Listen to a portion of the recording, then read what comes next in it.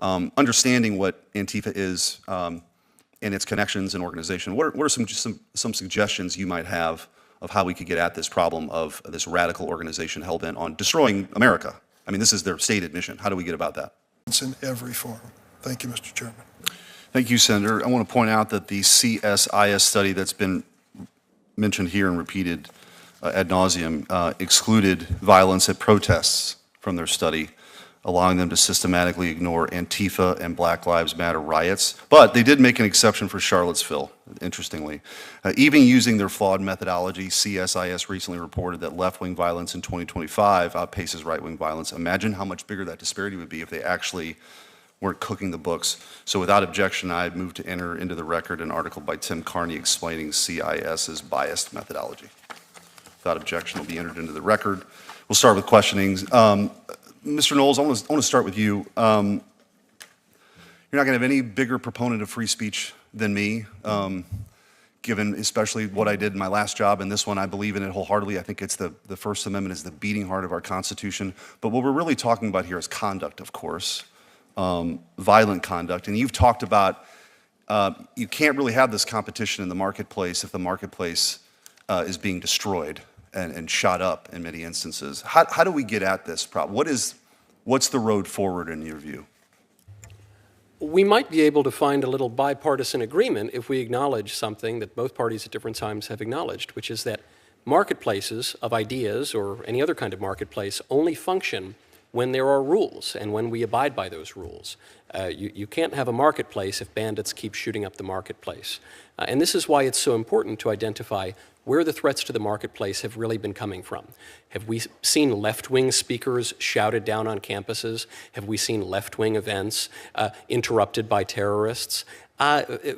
Rarely so, if ever. I can't think of an occasion. I am amused that Senator Durbin began by warning against pointing to one side or the other, making this a partisan issue, before beginning one of the most partisan invectives that I have ever heard. But I'm not even opposed to a partisan invective here, because I think it is very important that we identify where the threats are. I think any honest Democrat even would have to acknowledge, as the Atlantic magazine did, as even CSIS has acknowledged, that the threats today to the free marketplace of ideas come from the left. And so, in order to restore the open marketplace of ideas, the healthy exchange of ideas, essential to our self-government, we must regulate where the problem is. And today, the problem lies on the left. Thank you. Mr. Wolf, I want to ask you, and thank you for your service. A common refrain is that Antifa is an ideology, not an organization.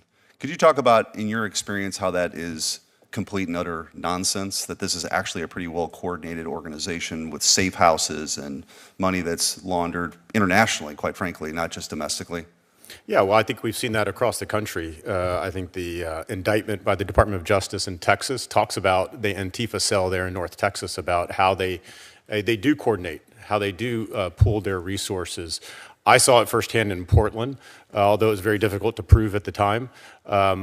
Those types of anarchists and others there being well organized, being well funded, being resupplied daily, not that they were doing that themselves, but that they had help. And so as you look across the spectrum here, is Antifa like other organizations? Does it have a hierarchy and an org chart and everything else? No, it's very different. But that doesn't make it any less dangerous. That doesn't say, and that shouldn't mean from a law enforcement perspective, well, let's not actually investigate. Let's not actually start to look at who these individuals are, how they're organized, how they're funded, how they're financed. Just because they're decentralized doesn't make them any less threatening. Thank you. Mr. Scheidler, I'm going to go to you and pick up on that point because you alluded to it in your testimony. Understanding what Antifa is and its connections and organization, what are some suggestions you might have of how we could get at this problem of this radical organization hell-bent on destroying America? I mean, this is their stated mission. How do we get about that? Well, I'm a firm supporter of the President's recommendation to target Antifa as a foreign terrorist organization. There are a number of Antifa organizations that operate across Western Europe and Latin America, which would be justified, we would be justified in designating as a foreign terrorist organization. There are also a number of networks which provide material support including the one that I mentioned in my testimony, and that is a very common method in which Antifa receives support. Much like, for example, Islamic State or Al-Qaeda, where they host media outlets like Dabiq and Inspire, which will give you both ideological instructions as to how to become Antifa, what you need to believe and how you need to believe it. They also provide instructions on what you should do if you wish to be Antifa, including how you should organize, how you can avoid arrest, what encrypted apps to use, what websites to use.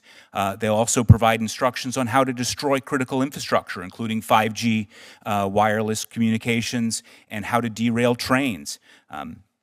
As, for example, the website It's Going Down did in a case that was related to 2 anarchists in the Pacific Northwest that derailed a number of trains in which the federal government was able to achieve a conviction. So these networks can be targeted for engaging in material support for terrorism. We are not talking about speech. We are talking about manifestos describing how to overthrow the government and how to do that with violence. Thank you. And President Trump has designated Antifa as a domestic terrorist organization, and I've written to Secretary Rubio for the foreign terrorist organization, and we'll see what happens with that. Ranking Member Welch. Look, I want to take a moment here to cut through all the noise and talk real with you about what we just watched. This hearing, it's part of something much bigger that's happening in America right now, and we need to talk about it honestly. First off, let me say this clearly. Political violence is unacceptable. Period. I don't care if it's coming from the left, the right, the center, or from Mars. Violence has no place in American political discourse. None. Zero. And anyone who tries to justify it, minimize it, or excuse it because it's their side doing it, you're part of the problem, not the solution.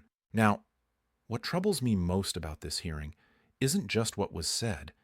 It's what this represents about where we are as a country. We've reached a point where we can't even agree on basic facts anymore. We can't agree on what constitutes violence. We can't agree on how to measure it. We can't even agree on whether certain groups exist or not. And that's dangerous, because if we can't agree on reality, how can we possibly solve problems together?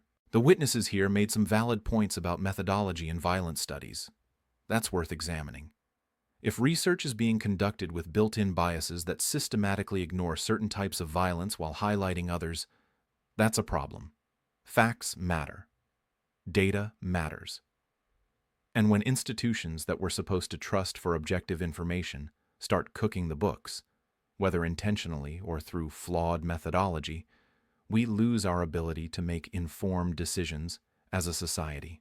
But here's where I need to push back, and I need you to hear this. Selective outrage is destroying this country. I see it everywhere. When violence happens and it's the other side, suddenly everyone becomes a champion of law and order. Comment sections explode. Cable news runs it 24/7. Politicians give impassioned speeches. But when violence comes from our side, crickets, excuses. Well, context matters. They were provoked. It was mostly peaceful. What about what they did? You know what? Stop it. Just stop. If you wouldn't accept that excuse from the other side, don't use it for your own. That's not principle. That's tribalism. And tribalism is a dead end. The First Amendment, our First Amendment, is one of the most important achievements in human history. The idea that government can't punish you for your speech, no matter how offensive or unpopular, is revolutionary. It's what separates us from authoritarian regimes. It's the beating heart of our democracy. And yeah, that means protecting speech we hate. That means defending the rights of people to say things that make our blood boil. Because the moment we start saying, free speech for me, but not for thee, we've lost the plot entirely. But, and this is crucial, the First Amendment protects speech, not violence. It protects ideas, not arson. It protects protest, not assault. And we have to be crystal clear about that distinction. You can say almost anything in America. You can wave whatever flag you want. You can advocate for radical change. You can criticize the government, religion, corporations, whatever. But the second you throw that brick, the second you swing that bat, the second you start destroying property or hurting people, you've crossed the line from protected speech into criminal conduct, and there have to be consequences. Here's what I want to see, and I'm calling on everyone watching this. left, right, independent, whatever you are. I want to see consistency. I want to see the same people who were outraged about violence in Charlottesville be equally outraged about violence in Portland. I want to see the same people who condemned the Capitol riot on January 6th also condemn attacks on federal buildings in other cities. I want equal justice under law, not selective P.